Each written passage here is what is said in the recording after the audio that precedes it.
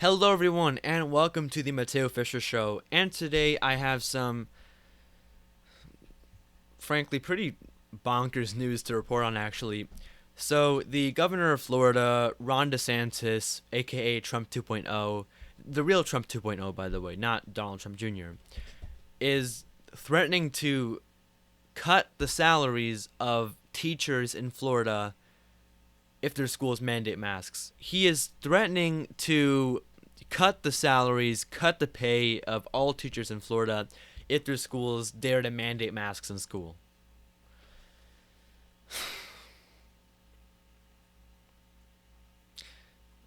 Now, look, right now in New York City, the mayor is going to mandate masks in school for everyone. Now, do I agree with that?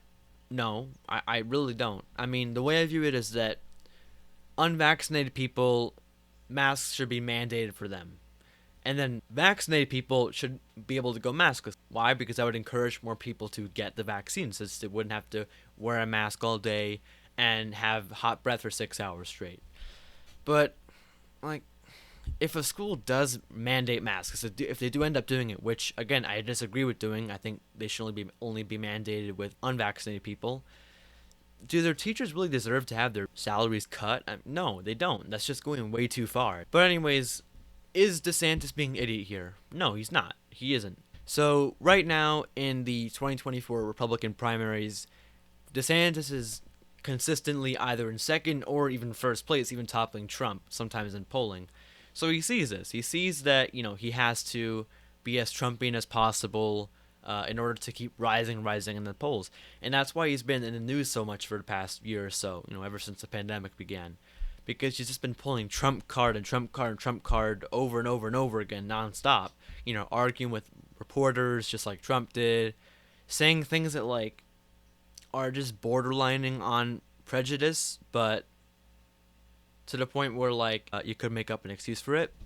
So just things like that. He's been pulling a complete Trumper. I mean, watch his speeches. He's basically doing an impression of his personality. So clearly, this is just a case of an opportunist who is closely eyeing the 2024 Republican primaries. Because look, the way it's gonna go is like this.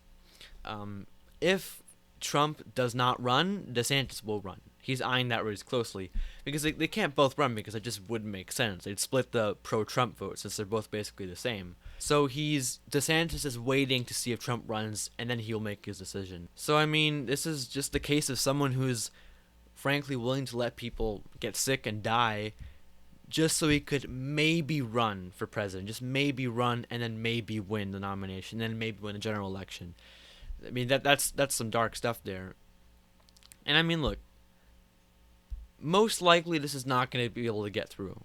If he really did cut the salaries of teachers who mandated masks in school, he gets sued. And in fact, there are already people suing him for this. So frankly, he knows this is not going to work, and he probably doesn't even care if it does work or not. He's just trying to create a spectacle over it.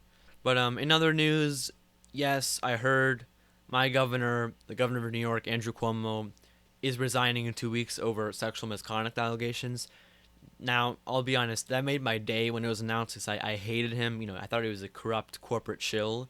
And it was actually proven that he would work with Republicans to defeat insurgent anti-establishment Democrats. I mean, look, it's clear as day that the two parties work together to defeat anti-establishment folks and progressives, and that they both serve the same interests. Goldman Sachs, Raytheon, all of those people. But nevertheless, Cuomo's out, or at least going to be out in 12 days now. So, pretty good news.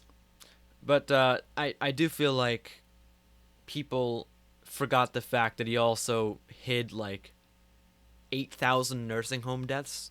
And he was supposed to play this whole God in the midst of the pandemic role. Oh, I'm the best leader, I'm the role model. And yet he was hiding a bunch of deaths. So, yeah, I'm glad he's going to be going. And then also on August 3rd, Nina Turner lost against Goldman Sachs in Ohio's 11th district.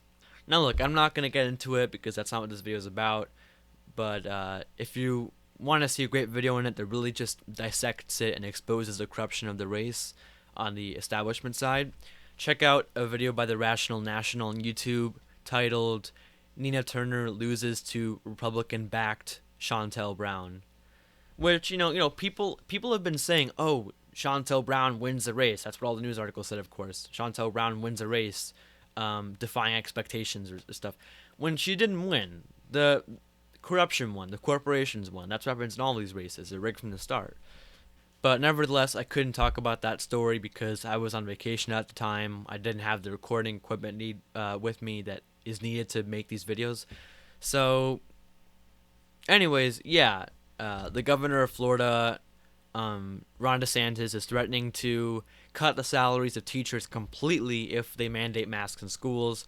God forbid, what a terrible thing to do. Liberty, justice, freedom, masks are tyranny. See you all later, and bye.